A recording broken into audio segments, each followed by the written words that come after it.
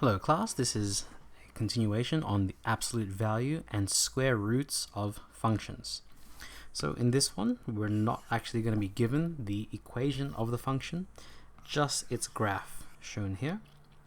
And then from here, we're going to look to sketch y equals square root f of x and y squared equals f of x. So let's get straight into it. Now let's take a look at the first few points that will help us sketch and understand square roots of f of x. So at f of x equals 1, so we're going to put 1 here. Square root of 1 is just going to be 1. When f of x is equal to, sorry, that should have been x, not 0.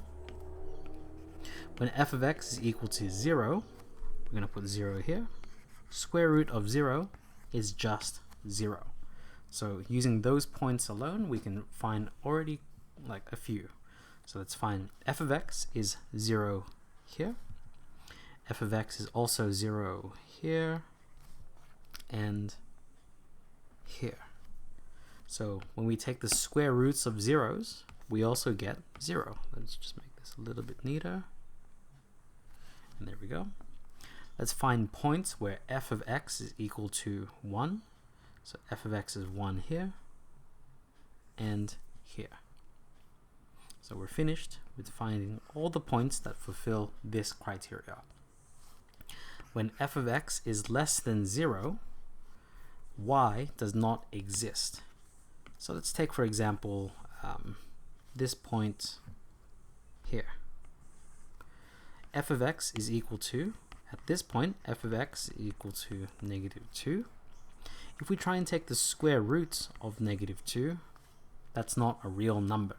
So, because of this, any values where f of x is less than 0, I'll do it in a different color you can see. Let's do it in purple. So what I'm highlighting in purple no longer exists on the curve. So those bits that you see in purple no longer exist, and it's just what you see in blue is what we're sketching. So when f of x is less than 0, y does not exist. Now let's consider this part. When f of x is greater than 1, f of x becomes smaller and y is equal to square root of f of x. So for example, if I have square root of 25, it becomes 5. Square root of 16 becomes 4.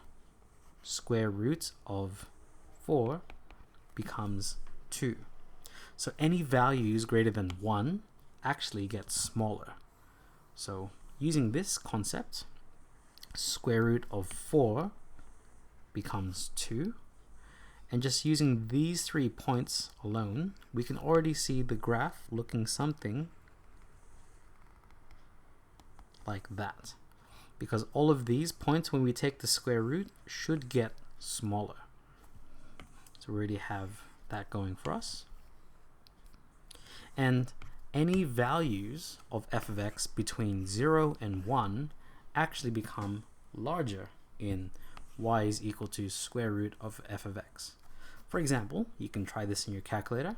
Try and do the square root of 0.1. It actually gets larger.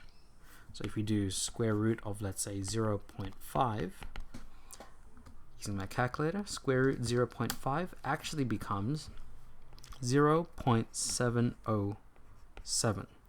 So notice how from 0.5 it becomes 0.707.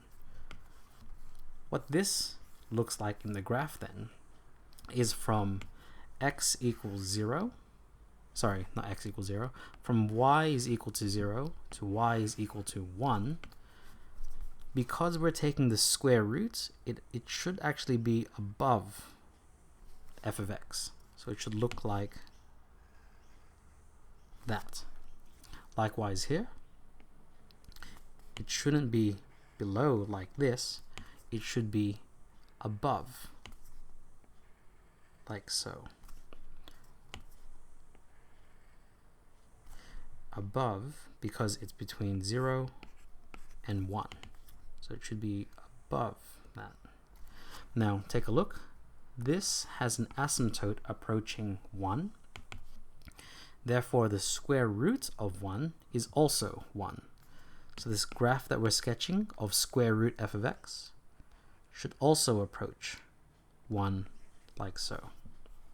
But because, remember again, because it's between 1 and 0, when we take the square roots of decimal values, so square root 0 point something, it gets larger.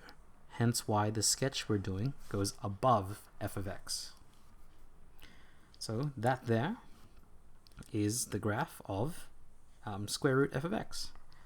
There's a dot by itself here, and it goes above, and then below f of x, like so, and then above once again, curves to hit 0, and goes like so. So in all, it should look like the following, highlighted in red. And there we have it. Now, as for the square y squared equals f of x, it's actually very simple because it's the exact same as what we've just done, except now, because we take the square root of f of x, it also has the plus and minus of it. So what this equates to in the graph is, well, here is what we see in blue is y is equal to square root f of x. What I'm going to draw now is y is equal to negative square root f of x. Now the reason why we take the negative is, as I've shown here, y squared is equal to f of x. Therefore, y is equal to plus minus square root f of x. So drawing this in black so we can see it, it should look something like so.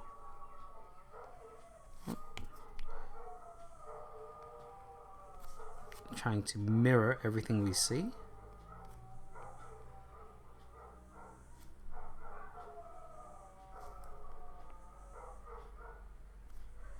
And then it approaches 1 like that.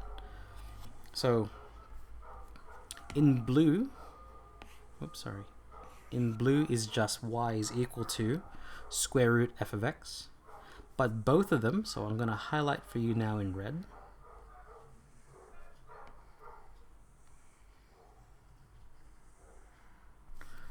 Both of this in red is this relation here.